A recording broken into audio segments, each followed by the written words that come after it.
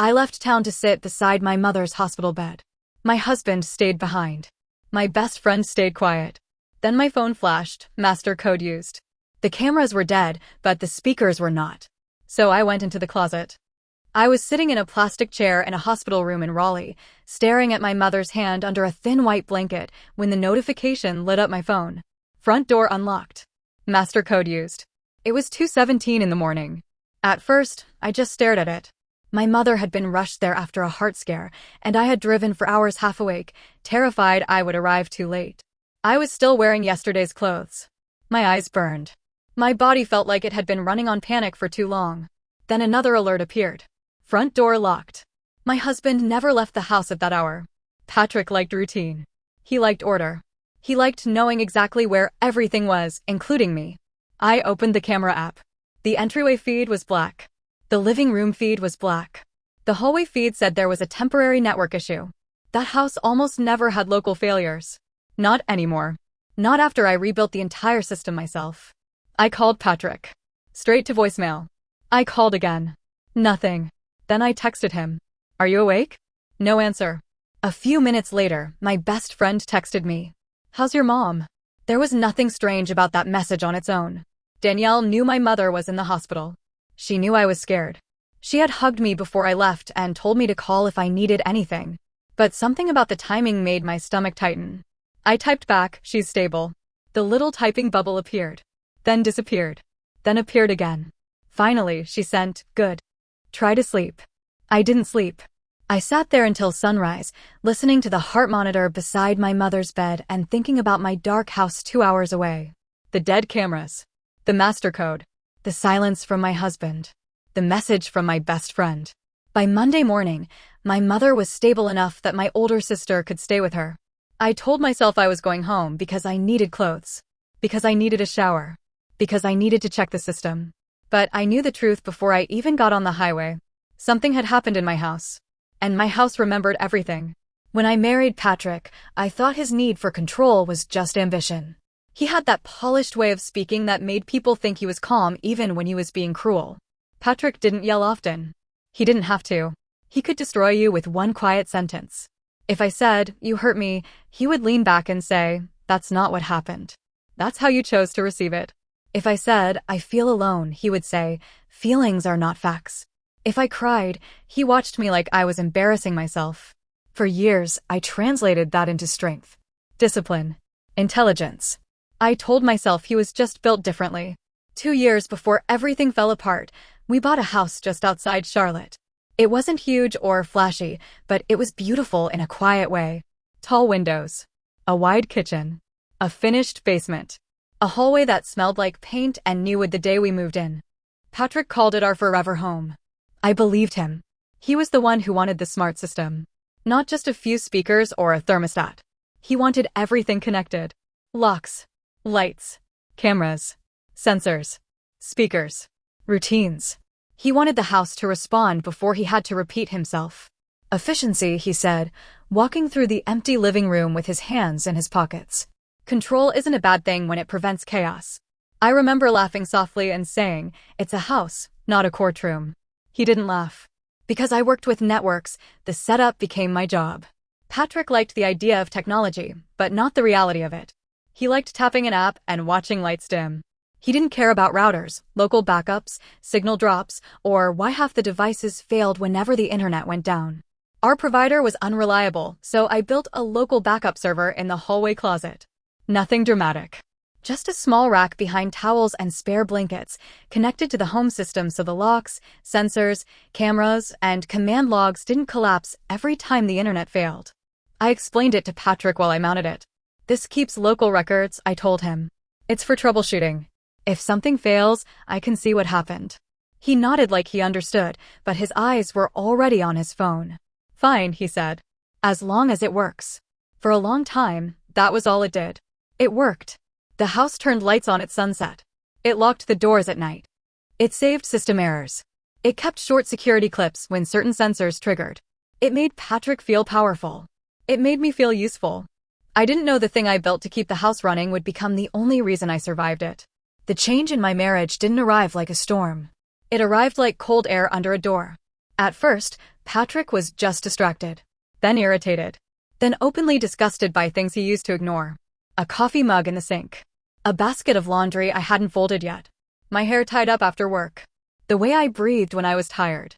He never said, "I don't love you anymore." That would have required honesty. Instead, he said things like, "You've stopped trying." Or, "This house didn't used to feel so neglected." Or, "You always have an excuse." One night, I came home drained after dealing with a system failure at work. I hadn't eaten. My head hurt. I walked into the kitchen and found him standing by the island, staring at a pan I had left soaking in the sink that morning. He didn't look angry. That was worse. He looked disappointed, like I was an employee he had already decided to fire. "You're letting things slide," he said. "It's one pan. It's never one pan. That's the point."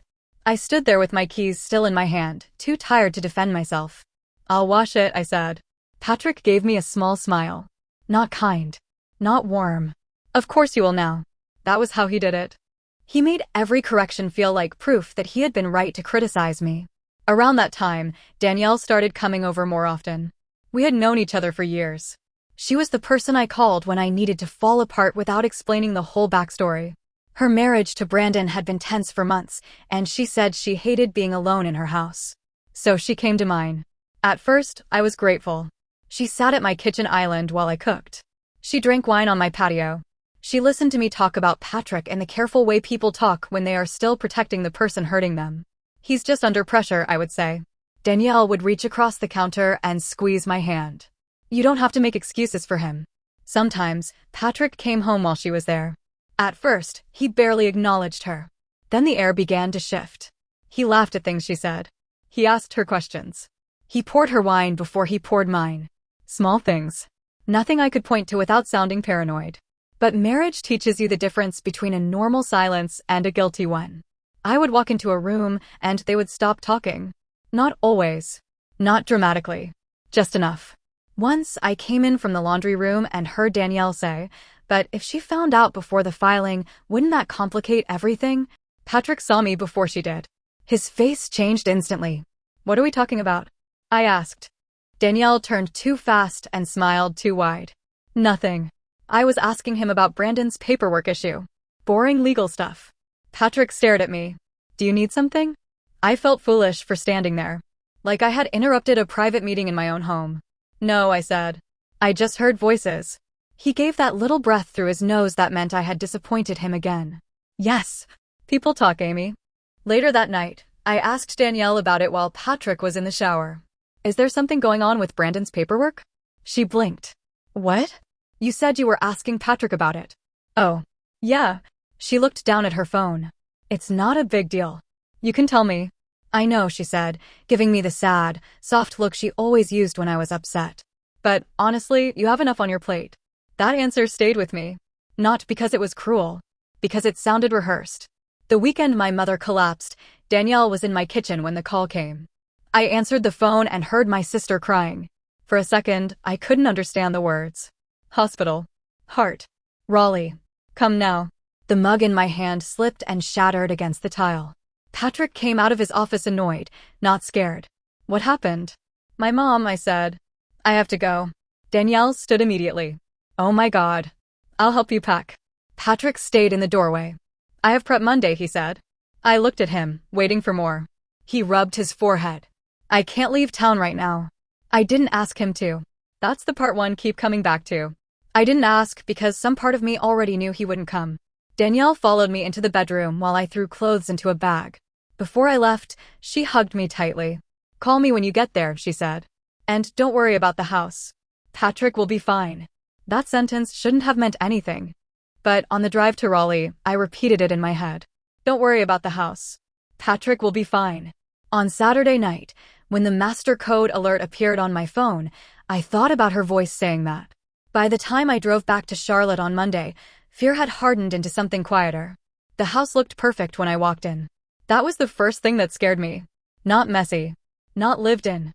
Not normal. Perfect. The pillows on the couch were arranged evenly. The kitchen counter shined.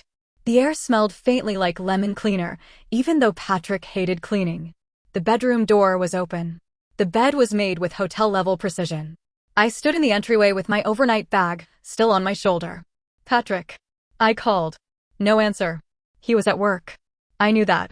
His car was gone. Still, I called his name because I needed the house to feel less dead. It didn't. I walked into the bedroom. Nothing obvious was wrong. No lipstick on a glass. No forgotten earring. No dramatic proof like people find in movies. Just the faintest trace of perfume near my side of the bed. A perfume I didn't own. My chest tightened so hard I had to sit down. Then I stood right back up. Sitting there wasn't going to change anything. I went to the hallway closet. The server lights blinked behind the towels, calm and green, like nothing human had ever happened around them. I moved the blankets aside, dragged over a storage bin, sat down, and connected my laptop directly. My hands shook so badly I missed the port the first time. Come on, I whispered. I logged in through the maintenance interface and pulled the local records from Saturday night. The cameras had gone offline at 2:13 a.m. The lock registered the master code at 2:17. Motion sensors triggered in the entryway. Then the living room. Then the hallway. Then the bedroom.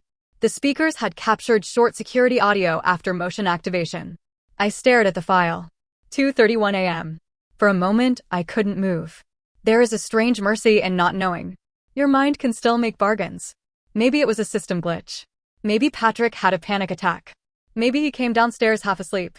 Maybe someone had the code and he didn't know. Then I clicked play. At first, there was only muffled movement. A door. Footsteps. A low laugh. Then my husband's voice. Not the voice he used with me. Not cold. Not clipped. Soft. Warm. Almost playful. Then Danielle laughed. I stopped breathing. I didn't scream. I didn't cry. I just sat in the dark closet, knees pressed against the storage bin, listening to my husband and my best friend move through my bedroom like I was already gone. The betrayal was bad enough. Then they started talking. Is she still in Raleigh? Danielle asked. Yeah, Patrick said. Her sister's there now, but she'll stay as long as she can make herself useful. My whole body went still. Danielle said, that sounds cruel. Patrick laughed quietly. It's accurate. A glass clinked. Then Danielle asked, are you really filing soon? My stomach dropped. Patrick said, next month. Does she know? No. She'll fight. She'll panic, he corrected.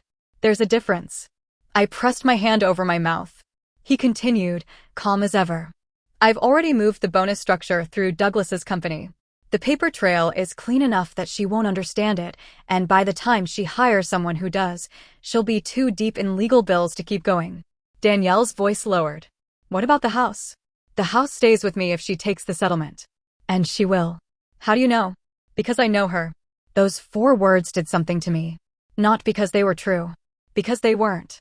He knew the version of me he had trained to apologize quickly. He knew the wife who tried to keep peace. He knew the woman who cried in bathrooms and came out smiling so dinner wouldn't be awkward. But he did not know the woman sitting in that closet with a laptop in her lap. Danielle said, I feel bad sometimes. Patrick replied, don't. She'll land on her feet. People like her always find some little apartment and call it healing. I don't know how long I sat there after the clip ended. The server fan hummed. The house was quiet. Somewhere outside, a neighbor's dog barked. I looked down at my hands and realized they had stopped shaking. That scared me more than the shaking. Something inside me had changed. I was still hurt. Still betrayed. Still humiliated. But underneath it, there was one clear thought. If I confronted him, he would deny it. If I cried, he would use it. If I left without a plan, he would take everything. Patrick had already turned our marriage into a case. So I stopped thinking like his wife. I started protecting myself like I was the last person on earth who would. For the next several weeks, I lived in the same house with him and became someone I barely recognized. I made coffee in the morning. I answered when spoken to. I smiled when Danielle came over and hugged me like she hadn't been in my bedroom while my mother was attached to hospital monitors. I watched Patrick watch me. He seemed almost disappointed that I wasn't falling apart faster. You're quiet lately, he said one night. We were eating dinner at the kitchen island. He had barely touched the food. I'm tired. You're always tired. I looked down at my plate. My mom scared me. For once, that was useful. A real emotion he could mistake for the whole truth. Patrick softened his face. He was good at that when he wanted to be. I know, he said. But you can't let everything consume you. I almost laughed. Instead, I nodded. After he went to bed, I waited. I learned the rhythm of his sleep. I learned which floorboards creaked and which ones didn't. I learned how to open the closet door slowly enough that the hinges didn't complain. Then I sat in the dark and copied files. I wasn't collecting everything like some villain in a spy movie. I focused on lock logs, sensor logs, command history, and audio tied to system triggers. I kept anything that showed timing, presence, and the conversations where Patrick discussed moving money before filing. And he got careless. That was Patrick's weakness. He didn't just think he was smarter than me. He needed to believe it. He took calls in his home office. He put people on speaker. He used phrases like pressure her financially and keep liquidity low and route it through Douglas until after the settlement. He never said, I am committing fraud. People like Patrick don't talk like that. But he said enough. Enough to show intent. Enough to show where the money went. Enough to show he was planning to give a court a version of his finances that was not true. I made copies and stored them outside the house. I also kept notes. Dates.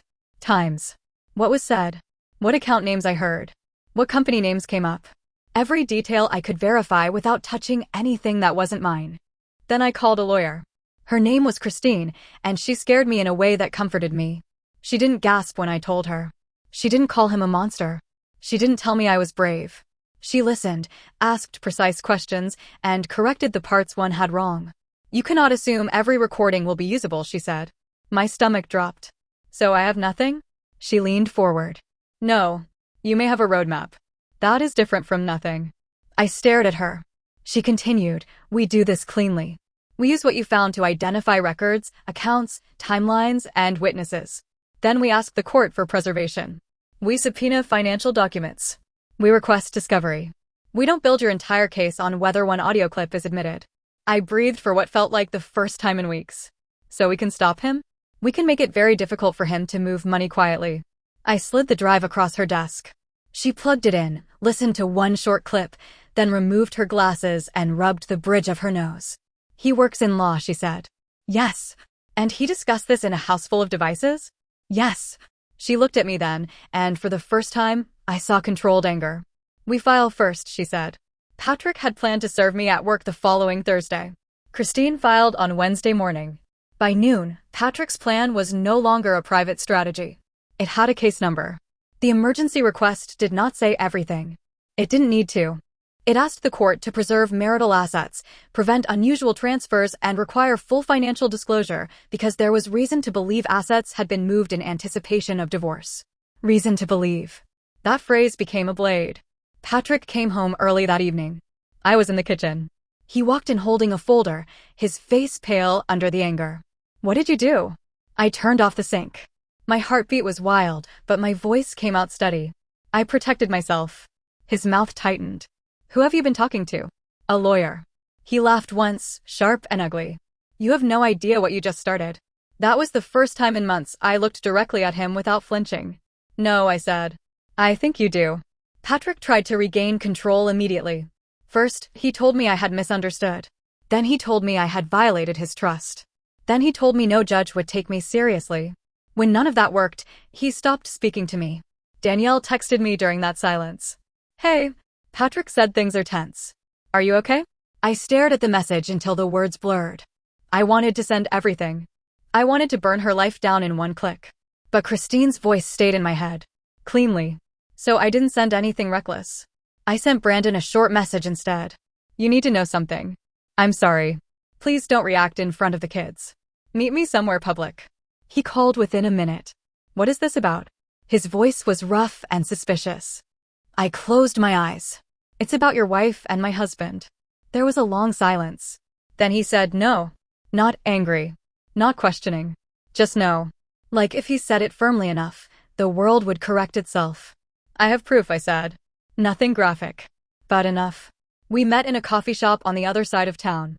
He arrived looking like he had aged 5 years during the drive. I had printed a timeline and saved 3 short clips on a clean drive. Nothing intimate. Nothing cruel for cruelty's sake. Just their voices. Their plan. Their certainty that both of us were too blind to matter. Brandon put in one but. I watched his face change. At first, confusion. Then recognition. Then pain. He took the earbud out before the clip ended. That's her, he said. I'm sorry. He looked at the table. How long? I don't know. He nodded slowly, but he wasn't really nodding at me. He was trying to keep himself together. Does he know you know? Yes. And she knows? I don't think so. He stood too fast, and his chair scraped the floor. Brandon. He stopped. Please don't do anything in front of the kids. His jaw clenched. For a second, I thought he was going to yell at me. Then his face broke. I won't, he said. But I'm not going home like nothing happened. He left. I sat there with cold coffee in front of me, feeling no victory at all. The next few days were chaos, but not the kind people imagine. There was no dramatic public scene with screaming and shattered glass. There were calls, lawyers, bank records, messages from people who suddenly wanted my side after ignoring me for months. Brandon took the children to his sister's house before he confronted Danielle. That was the one thing I was grateful for. He kept them away from the blast. Danielle called me that night. I didn't answer. Then she sent a voice message. How could you do this to me? I played it once. Her voice shook with anger, like I had betrayed her. You were my best friend, she said. You could have talked to me. I deleted it. Not because it didn't hurt. Because if I listened again, I might answer. And I had nothing left to say that would not make me smaller. Patrick's professional life did not collapse because he cheated. That matters. People cheat and keep their jobs every day. Patrick's problem was the financial trail Christine uncovered. Transfers through Douglas's company. Timing that matched his divorce planning. Communications that suggested he was trying to reduce what he would have to disclose. His firm didn't need a scandal. It needed distance. He was placed on leave first. Then he resigned. He told people it was temporary. Nobody believed him. In court, he looked different. Still expensive. Still composed. Still Patrick. But thinner around the edges. Christine did not perform. She didn't grandstand. She didn't need to. She laid out dates, documents, transfers, requests for production, missing disclosures. Then she asked simple questions Patrick did not want to answer. The judge did not shout. That almost made it worse. She simply looked at Patrick over her glasses and said, "Given your background, I expect you understand the seriousness of complete financial disclosure." Patrick said, "Of course." Christine slid one document forward. "Then perhaps you can explain why this account was not included." I watched his throat move. For the first time since I had known him, Patrick had no sentence ready. The divorce dragged on, but not the way he had planned. He wanted to exhaust me. Instead, every delay made him look worse. The court ordered preservation of disputed funds. Financial records came in. Douglas tried to distance himself. Danielle stopped appearing at mutual gatherings. Brandon filed separately. People whispered. Then they stopped inviting any of us anywhere. By the time the settlement was finalized, I kept the house. I recovered money Patrick had tried to move. I didn't get everything. Real life is never that clean. But I got enough to be safe. Patrick moved into a small apartment outside Raleigh. Danielle's marriage became its own wreckage. And our old social circle split into two groups. The people who thought I had survived something calculated. And the people who thought I had become calculated to survive it. The first night alone in the house, I expected relief. I thought I would walk through the rooms and feel free. Instead, every light that turned on made me flinch. The hallway sensed motion and brightened. The thermostat adjusted itself. The front door locked at 10. The house performed care like a machine that didn't understand grief. For months, I had imagined this moment. Patrick gone. Danielle gone. The legal fight over. No more waiting for footsteps. No more lowering my voice in my own kitchen. No more pretending I didn't know. But when silence finally came, it felt too large. I stood in the bedroom doorway and stared at the bed I had not slept in properly since the night I opened the server logs. I had won the house, but I didn't know how to live in it. My sister Catherine called the next morning. She had been careful during the divorce. Supportive, but not loud. She stayed with our mother. She checked on me. She never told me what to do. So when I answered, I thought she was calling to ask if I had eaten. Instead, she said, "I need to tell you something, and you're going to hate me for it." My stomach tightened. What? I think Patrick deserved consequences. I waited. But Catherine exhaled. But I don't know who you became during all of this. That landed harder than anything Patrick had said in court. I sat down slowly on the couch. What does that mean? It means you lived beside him for weeks while building a case in the dark. It means you smiled at Danielle while collecting proof. It means you sent Brandon enough to blow up his marriage too. He deserved to know. I agree, she said. But did you do it because he deserved to know, or because you wanted them to feel what you felt? I opened my mouth. Nothing came out. Because the honest answer was both. And both felt ugly. Catherine's voice softened, which somehow hurt more. I'm not saying you're the villain. I'm saying you were hurt by someone who treated people like pieces on a board. And then you started moving pieces too. I stood up and walked toward the hallway without knowing why. The lights clicked on ahead of me. One by one. Soft. Automatic. Obedient. I was trying not to lose everything, I said. I know. He was going to bankrupt me. I know. He made a plan to destroy me. I know, Catherine said. But surviving him doesn't mean every choice you made was painless for everyone else. I wanted to argue. I wanted to tell her she had no idea what it was like to sleep beside someone who was planning your ruin. To hug your best friend while knowing she had laughed in your bedroom. To hear your husband describe your future like he was dividing office furniture. But I didn't argue. I just said, what was I supposed to do? She was quiet for a long time. Then she said, maybe there wasn't a clean way out. After we hung up, I stood in front of the hallway closet. The slatted door was closed. Behind it, the server lights blinked softly in the dark. For weeks, that closet had been the only place where the truth existed. It held the version of reality Patrick couldn't edit. It gave me something solid when everyone around me was lying. But now, looking at it, I felt cold. Not because I regretted protecting myself. I don't.